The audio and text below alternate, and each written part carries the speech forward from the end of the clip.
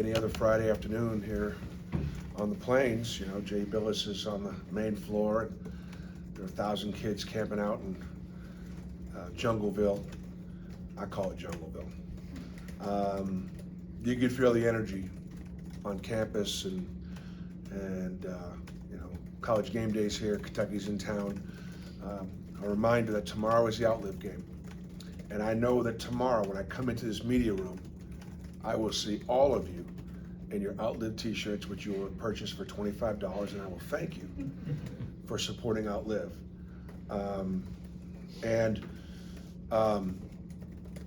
The game is extremely important, but I'm going to call a 20-second timeout and just tell you that, in partnership with the Mike Sly Family Foundation for Cancer Research, we will be having free prostate screenings, testing, blood tests on the concourse tomorrow. We'll have over 100 men have their prostate screened and checked, okay?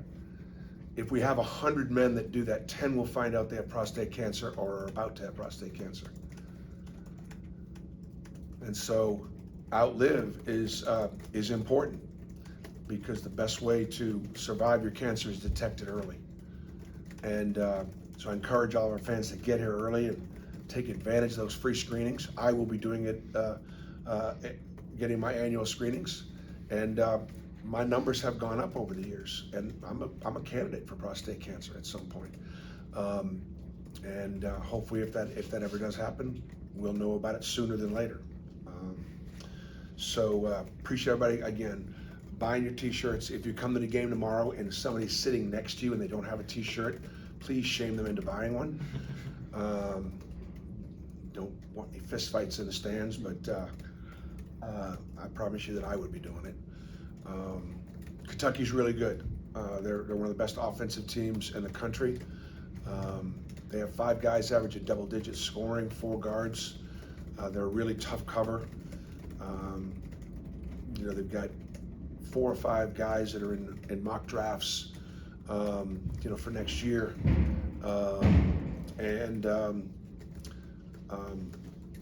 They are like 3rd or 4th in the nation in block shots. They have great length. They do a great job protecting the rim. We struggled against Florida's length, and we're going to have to find a way to not allow Kentucky's length to have the same have the same impact on us that Florida's length did. This is the best 3-point shooting team that John Calipari's had, in my opinion. There's about 3 or 4 guys out there that, if they can see it, they can make it, making them a really, really tough cover.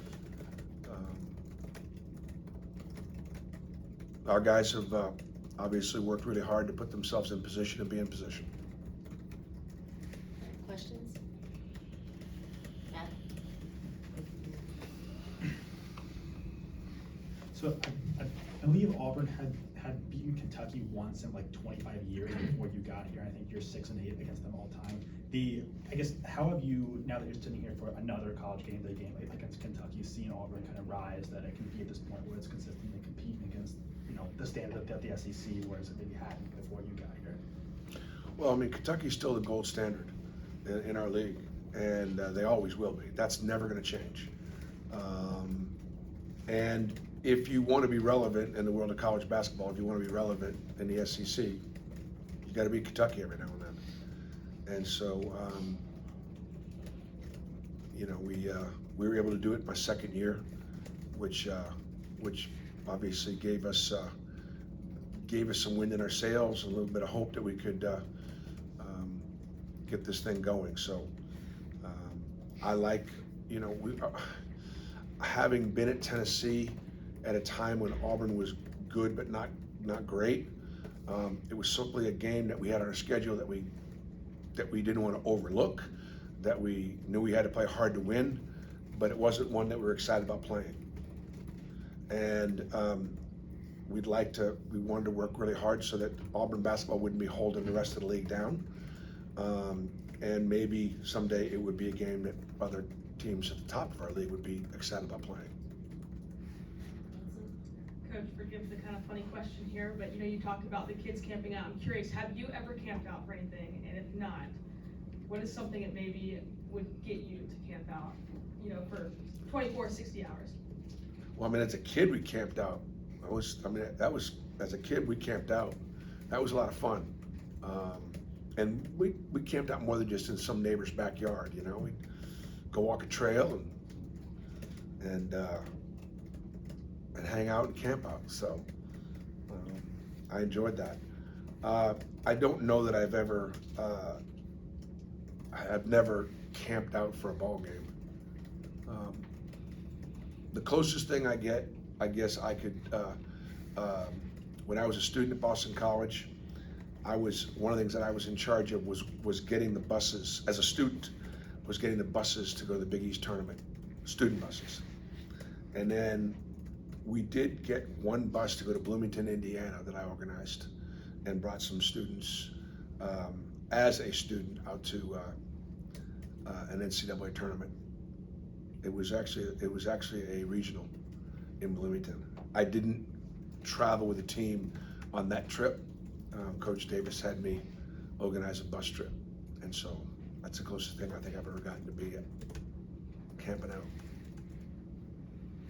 Bruce, other than shooting the basketball, what do you when you turn on the film from Wednesday night? What do you show your team and say, hey, that's one of the keys for this team to be successful? One of the things about show preps is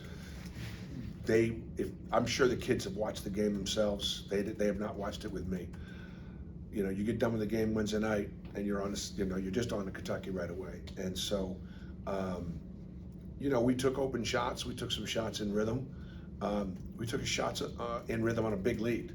And then that's sort of helpful to be able to make more shots. The tough shots are the ones in the first 10 minutes of each half, when you're really going to be contested, when you're really going to be guarded, and so I thought the big key would be, I thought we really shared the ball. I mean, I thought we worked hard to try to keep that ball moving and turn down good shots to get some better shots. And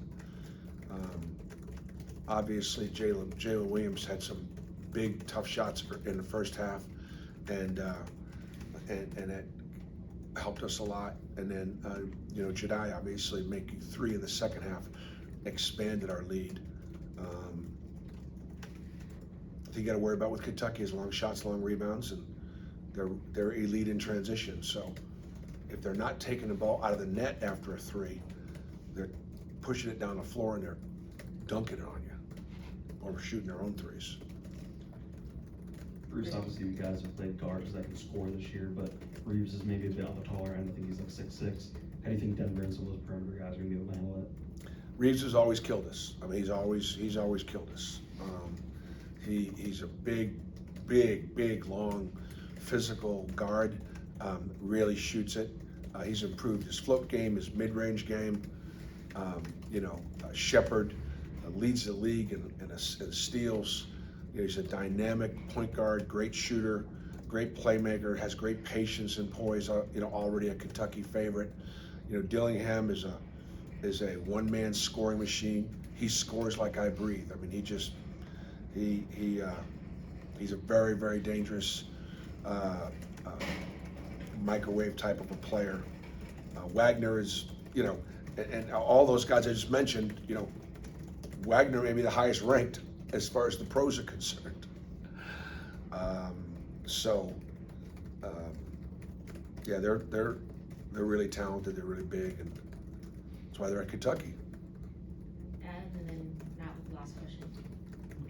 It seems like at times there's been a point made about Kentucky that they have trouble defending this year. But I know you mentioned the length and the shot blocking ability, but when they're on defensively, like what sticks out about them? I think when they're on defensively, they're flying around and they're blocking shots, and I think there's no question Kentucky's going to play with unbelievable effort and energy tomorrow, especially early in the games and early in the half. They've also not been completely healthy. They've got great depth and they played a lot of different players, but I think in the last game against Ole Miss, it was the first time they had everybody available to them. So Kentucky is absolutely not a team that anybody wants to see in postseason play because they're so dangerous. We'll go D-Matt and then Matt. Bruce, you mentioned after the game that you wanted to give Denver a look at point guard. Watching the tape, how do you feel like you did? Is that something we may see some more of as we go forward? Yeah, we'll see. I mean, I thought that Denver is a very, versatile guard, and I think the issue there was simply KD Johnson and Denver both playing well and needing more than just the 40 minutes at the 2 spot. Matt with the last one. You mentioned the length of Kentucky, kind of how length has given you guys issues. I think the team that kind of gave you guys the most issues here was probably Texas A&M, which had that same length to an extent. I guess are you looking back at that game at all? Kind of does playing that game at home against a team like that matter to you in any way? You hope that obviously a home court advantage inspires your guys, and you hope that it bothers the opponent. Kentucky actually plays better on the road. A lot of pressure in Rupp Arena to win, and they've lost, I think, 3 games at home.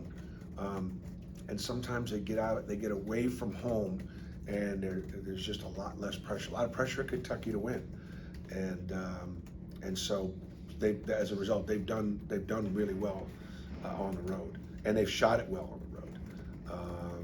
And they've got, again, the kind of talent that can be fearless. These are confident players. Thank you, guys.